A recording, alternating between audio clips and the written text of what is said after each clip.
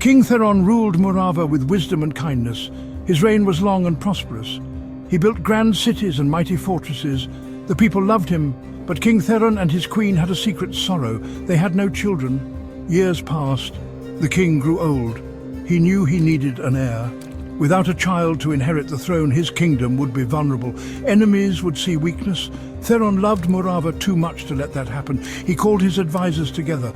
Wise elders, seasoned generals, and trusted priests gathered in the throne room. They listened intently as their king spoke. His voice was heavy with worry. "My reign nears its end," he said, his gaze sweeping over the concerned faces. "But I have no heir who will rule Morava after me." The advisors were troubled. They knew the king spoke the truth. A kingdom without a leader is a ship adrift. They debated long into the night. Finally, they agreed on a plan. They would search the kingdom. They would find the wisest, bravest, and most compassionate young man. He would be trained to rule. He would become the king's heir. The king agreed. He sent messengers to every corner of Morava. They carried a proclamation. The king sought an heir. Excitement rippled through the kingdom. Young men dreamed of power and glory. They imagined themselves upon the throne. But the king sought something more than ambition. He sought a leader of true integrity. Hundreds of young men answered the king's call. They came from noble families and humble villages. Each believed he possessed the qualities of a king. They were tested. Their strength, their intelligence, and their courage were judged. In the end, only 5 remained. These 5 were brought before King Theron. He studied each one carefully. They were all impressive. But the king knew that appearances could be deceiving. He devised a final test.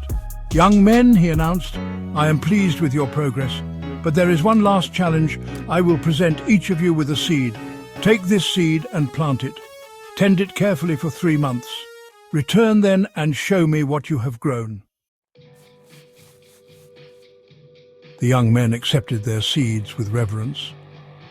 They bowed low before the king. Each man received a small pouch. Inside lay a single unremarkable seed. Unbeknownst to them, the king had devised a clever trick. 2 of the seeds were duds. They had been boiled. They could never grow. The king wanted to see who would lie about their failure, who would value ambition over honesty. The young men left the palace. Each went to his assigned chamber. There they found everything they needed. Pots, rich soil, and tools were laid out. Everything was meticulously prepared. One by one, the young men planted their seeds. They watered them. They sang to them. They whispered prayers over the soil. Each man yearned to be chosen as the king's heir. One of the young men, a kind soul named Taran, tended his seed with exceptional care. He was not motivated by dreams of power.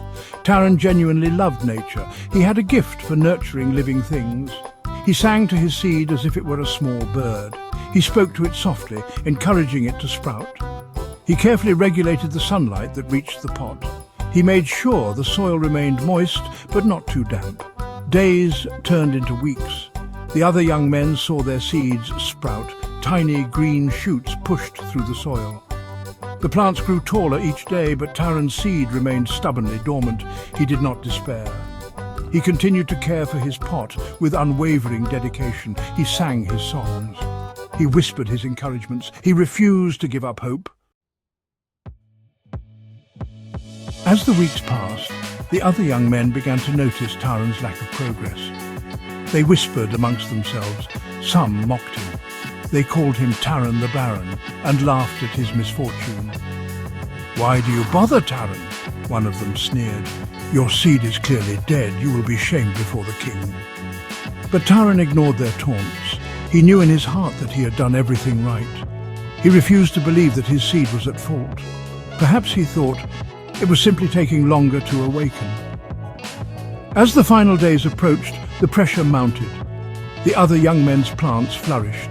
They had blossomed into small trees. Their branches reached towards the sky. Their leaves were lush and green. They were a testament to their care and dedication. Taran, meanwhile, still had nothing but an empty pot of soil. The day of the presentation arrived.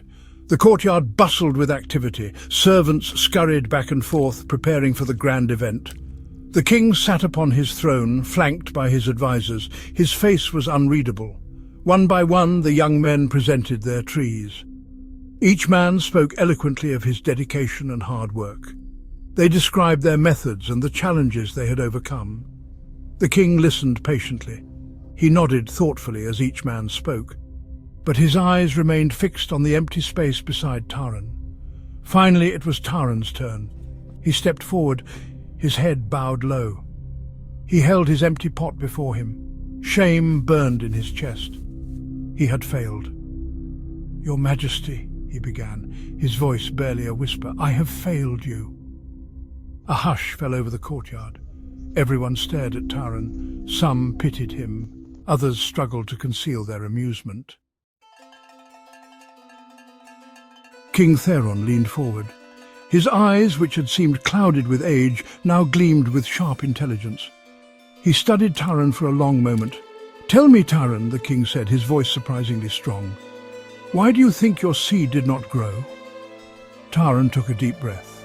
"Your Majesty, I tended my seed with the utmost care. I sang to it, I spoke to it. I made sure it had the perfect amount of sunlight and water. I can only assume that the seed itself was flawed." The king smiled. It was a warm, genuine smile that lit up his entire face. "Indeed, Taran," he said, "you're right, the seed was flawed. In fact, 2 of the seeds I gave out were flawed. They had been boiled. They could never grow." A gasp rippled through the courtyard. The other young men looked at each other in shock and dismay. They had been tricked. King Theron raised his hand for silence. He addressed the crowd. "My friends," he said, "I have seen many things in my long life. I have seen courage and cowardice. I have seen kindness and cruelty, but the most important quality in a leader is integrity." He turned back to Taran. "You, Taran," he said, "are the only one who told me the truth. You were not afraid to admit failure. You did not try to deceive me. You possess the most important quality of a true king, honesty." And so Taran, the gardener prince who had grown nothing but an empty pot of soil, was named the king's heir. The people of Murava learned a valuable lesson that day. True leadership is not about power or glory. It is about honesty, integrity, and the courage to speak the truth, even when it is difficult.